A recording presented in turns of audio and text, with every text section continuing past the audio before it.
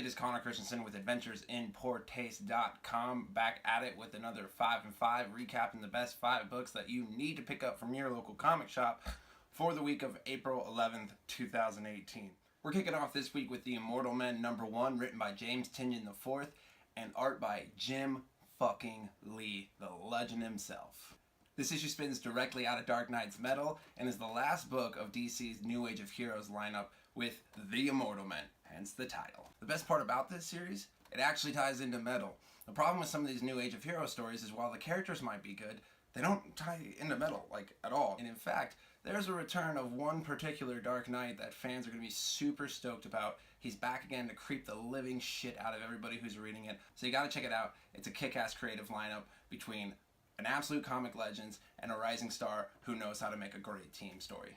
Marvel Comics is celebrating another massive milestone this week with Captain America #700, written by Mark Waid and art by Chris Samney. We all remember in the summer of 2016 when Nick Spencer shocked all of America, comic readers and non-comic readers alike, by revealing that Captain America was actually a secret neo-Nazi his entire life.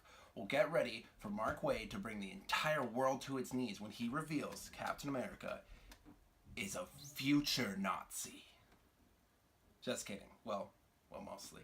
Cap is definitely not a Nazi here, but he has been rocketed 7 years into the future after his fight with the Rampart left him frozen on ice. Ring any bells? Cap awakens to a world in chaos where the Rampart has staged a nuclear attack that has allowed them to completely take over the government and rule all of America. So once again, Cap's got to come in and save the day.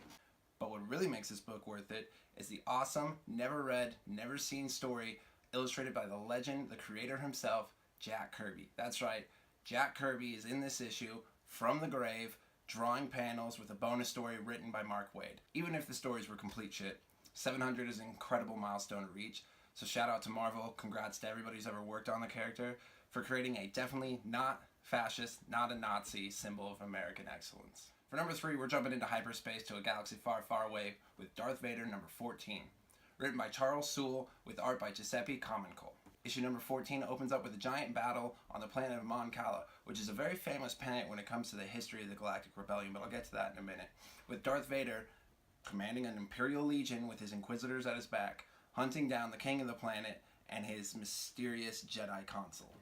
This is exciting because Mon Cala is the home to 2 of the Rebellion's greatest heroes, Admiral Raddus from Rogue One and Admiral It's a Trap Akbar from the original trilogy. This issue will not only let us see Darth Vader and his Inquisitors in action with an entire Imperial army at their backs as they hunt down King Lee Char and his mysterious Jedi consultant, but it also will probably plant the tiniest of seeds to the rebellion, and hopefully we'll get a little tiny appearance from Akbar or Raddus. Who knows, maybe I'm just fanboying out. Either way, this is a must-read for Star Wars fans, and honestly, if you're a Star Wars fan and you haven't been reading this series, go and pick up all the back issues, pick up the trade, pick up the last volume of Darth Vader, pick up every Star Wars comic out there, except for maybe Mace Windu, that one kind of stuff. Captain Phasma wasn't great either, but the rest of them are fantastic. Read all the Star Wars issues, then pick this up on Wednesday. It's awesome.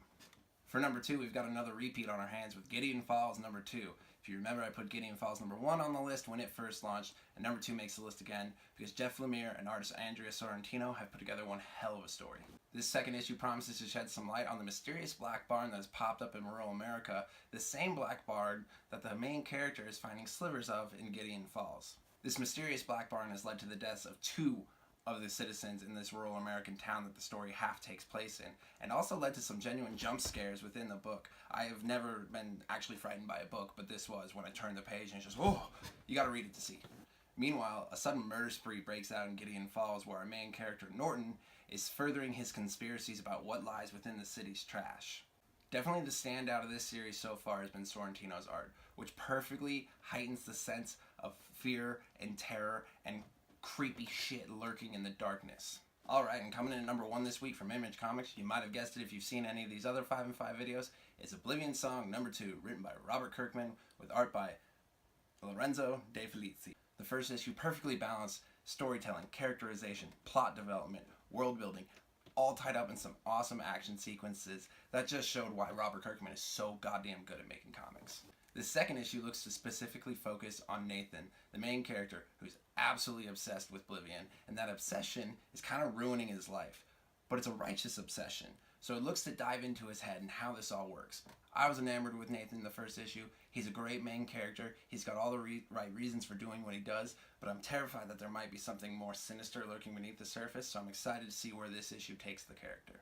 Meanwhile, the first issue left a little bit of a cliffhanger that I won't spoil here, but that does set up the second issue to look into the world of Oblivion more and really show what life is like inside that world for the people stuck there. After all, who wants to be stuck inside Philadelphia, especially if there's monsters there? Nobody. Alright, and that'll wrap it up for this week's 5 and 5, the week of April 11th, 2018. As always, subscribe, rate, like us on Facebook, follow us on Twitter, chirp me on Twitter if you think I got these picks wrong, maybe give me a pat in the back, be like, hey Connor, you did good this week, I like those books too. Doesn't really matter to me, but it does, I need your validation. Anyway, check back next week, I'll see you guys next week.